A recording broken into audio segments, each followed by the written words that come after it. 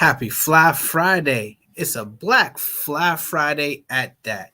And a happy Black Fly Friday to you people. It is I, once again, Sharon Cutter Smooth, EP Digital, coming to you, presenting the latest and greatest in, I guess, regular aerial, urban air mobility, advanced air mobility industry, the new stuff flying in the air, not Superman, but the other super things. Let's say super machines flying in the air. Welcome to the Fly Friday 15 at 5:15, talking about the latest and greatest. What do we have this week? Well, heard from the grapevine that for you guys looking for the next experience for flying these flying cars, you've probably seen in the news a few companies, Jetson Aero and Aluda, being able to fly and race their current vehicles. Well, how can you and I, those who don't have the luxury of flying, how could you fly some of those today? So Microsoft Flight Simulator has always long been a way to experience flying without having to get the real thing. So simulation, as we sit and we break and chill out at home, you see we're in the home office here. You might be too. So in terms of you want to experience these flying cars of the future, you can experience them now. And finally, Microsoft Flight Simulator, which has long been the main flight simulator for many, many vehicles, but never had an eVTOL, have now already put out there that they will provide some eVTOL experiences, starting with Volocopter and Volocity. Um, Here, Flight Simulator currently out. Their next edition, yes, will have Volocopter, the eVTOL within it, giving you the first little bit of experience of flying. Not necessarily like the airplanes that they usually have or the helicopters, but actual eVTOL. You know what will follow after that is a whole lot more eVTOLs. So, moving on to after the flight simulator, we have Carvana, the company who question came up earlier in the week. You know, noted for those who took the time out of their day to join in on the Twitter room conversation that we have every Wednesday at 6 o'clock now. And if you're available, definitely come chime in and join the group. But the question came up in terms of the most favorite color on a vehicle.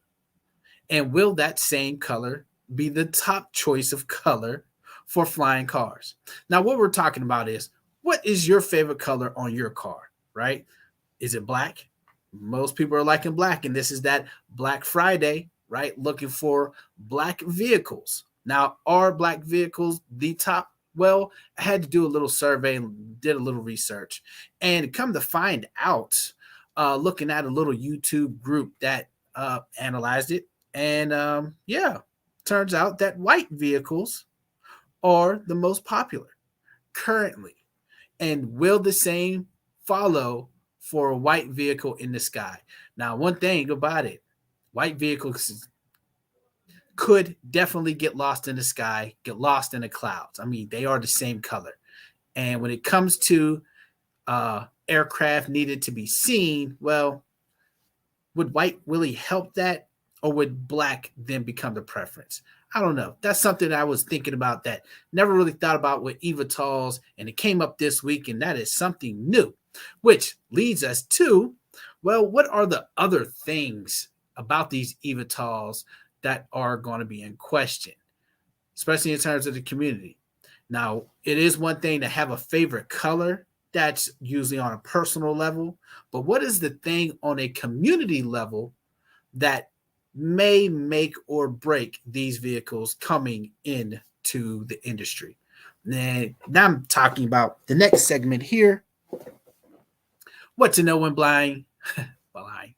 What to know when buying flying cars. Today, how can I put it? We're used to helicopters.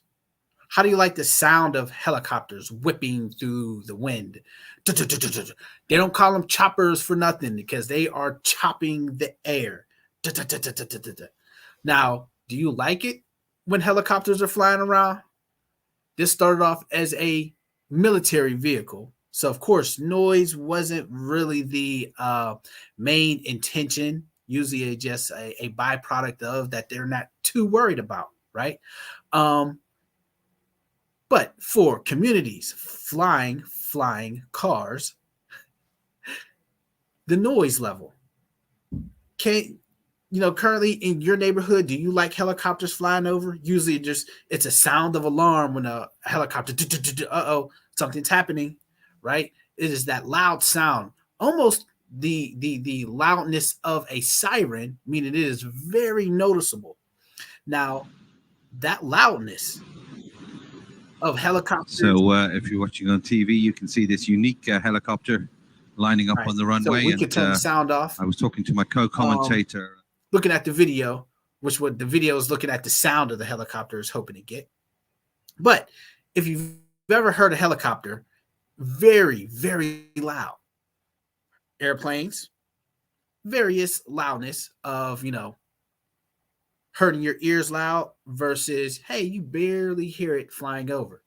Now, when it comes to flying cars, in which there will be more of those vehicles, a much larger fleet.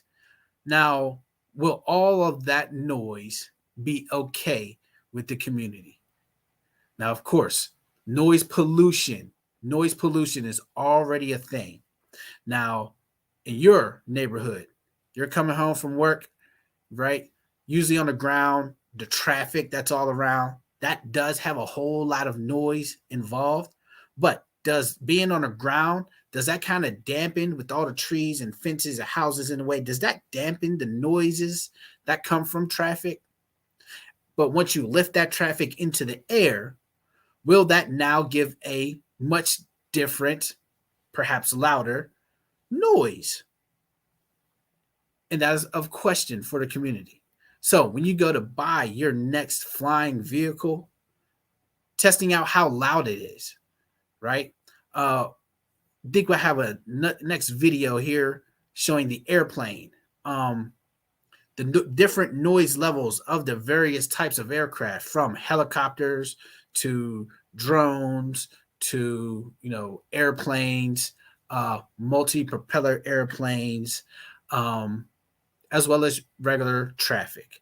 Now, the thing is, which one would be the quietest? One of the competitions of the future, there was a race a few weeks ago, which is Aluda drag race to two air vehicles. Of course, remote control, went racing. It's a drag race. Okay, in terms of competing these types of vehicles, just being the fastest from A to B may not necessarily be the end all be all to the best eVTOL. So, in terms of noise levels, comparing it against what's already out there, and with the target of being as quiet as possible, we can see that eVTOLs are definitely leading the way in terms of noise levels. And the question is, how quiet can they get? And there's different methods of making them quiet. Now, I know let's fast forward towards the end of the video in which you can show all of the results of the different vehicles. And if this is the minimum, the goal is who is going to be the quietest. So whenever you come home in your flying car and you go to park or land on your roof, do you want to disturb your neighbors? Do you want to disturb your neighborhood? That is of question, because if there's hundreds to thousands to tens of thousands of these vehicles in the air and they're giving off a lot of noise pollution, that very well may be a problem.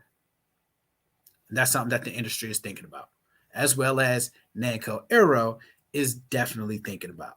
So, who is flying now? And are they even thinking about how loud their vehicle is going to be? Well, I don't know. Well, a new company popped up over the summer. They've been working at it for, I guess, a few years now, but have begun to present their concepts and ideas now that they're fully in development. And we would like to give some kudos to Bellwether, who presented at a air show a few weeks ago of their, concepts, visual concepts. No working prototype just yet, but they have a few things in the workings. But what caught my eye was the very futuristic look of their vehicle.